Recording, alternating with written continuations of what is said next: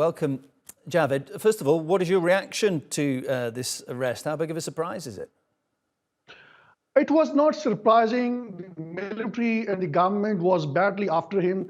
They were desperate. Previously, they had conducted operations at his residence and they badly failed because there was large-scale public reaction. People actually gathered at his residence and they faced the police brutality.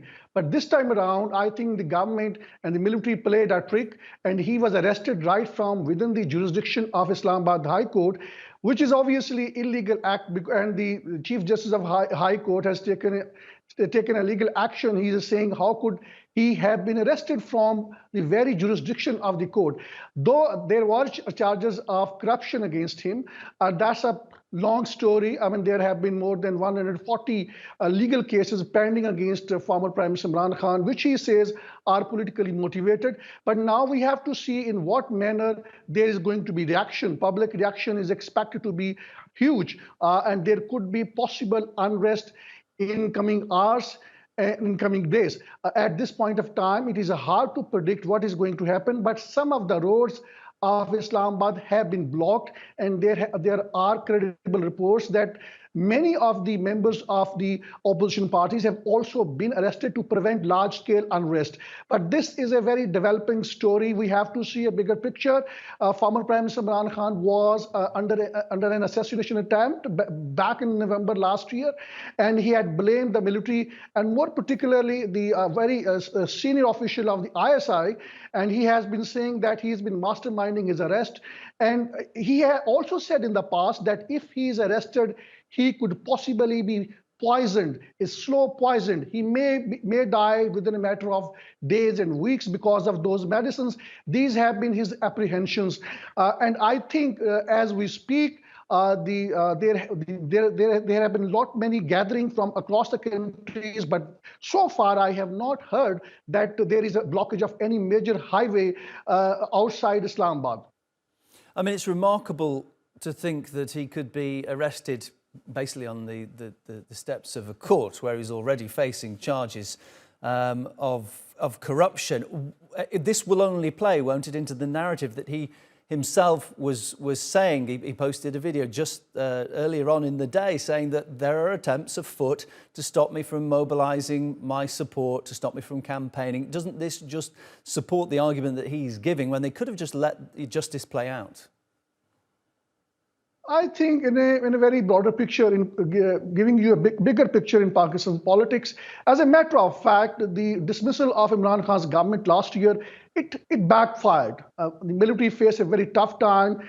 It is unprecedented in the history of Pakistan that he took on a powerful military, blaming military for much of the mess that Pakistan has been going through. He blamed the military and secret services that they are responsible, along with the political government, for assassinating him, for making a failed assassination attempt, and then also naming specific officials of the military.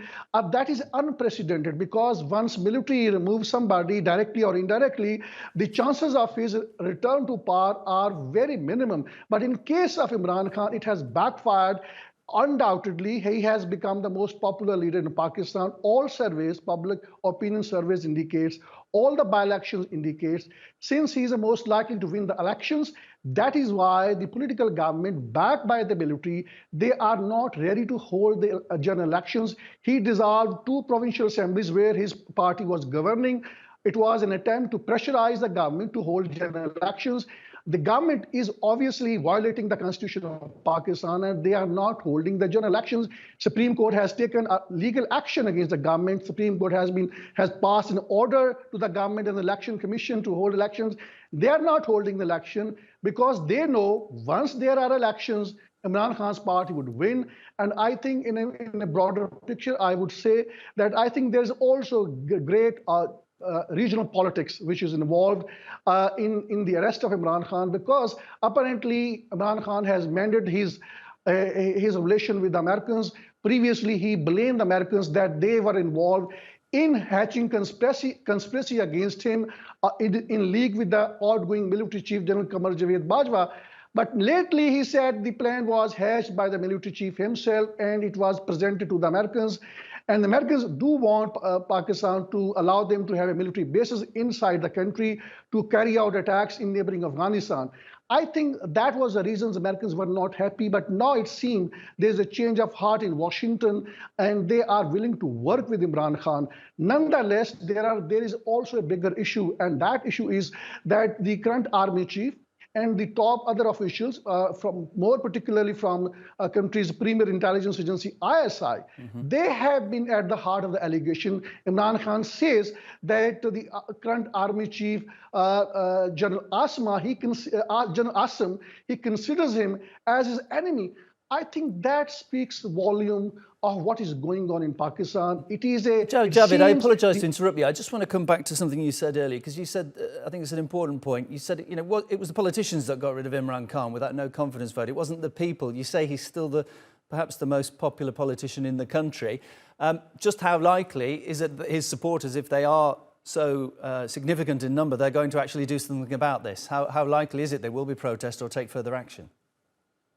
Well, going by the track record, previously they tried to basically hold protests in front of the military cantonments, some of the military buildings. And my apprehension is that sooner or later, similar thing may happen in coming hours and maybe within the next couple of days. But we have to understand that already more than 3,000 members of the opposition parties have been arrested, which means that the government and the military considers that now the very ability of opposition parties to retaliate or to react has been by and large cut to size. But we have to see that since Imran Khan enjoys a large-scale public support, he also enjoys support from within the ranks and files of the security forces, and more particularly from within the military. So I think keeping him under detention is something easier said than done. It would probably, they will have to release him sooner or later because of the public pressure and because of large-scale public support that he enjoys, and also he enjoys support from within the judiciary. So let's see how things unfold. But certainly it can land Pakistan into a new wave of political crisis. Pakistan is already in crisis. Its economy is already in bad shape. The political activities are so much on the rise. I think it will be very difficult for the military to manage the things in days to come. Joining me live on the line from Islamabad, political analyst Javed Rana there. Appreciate your time.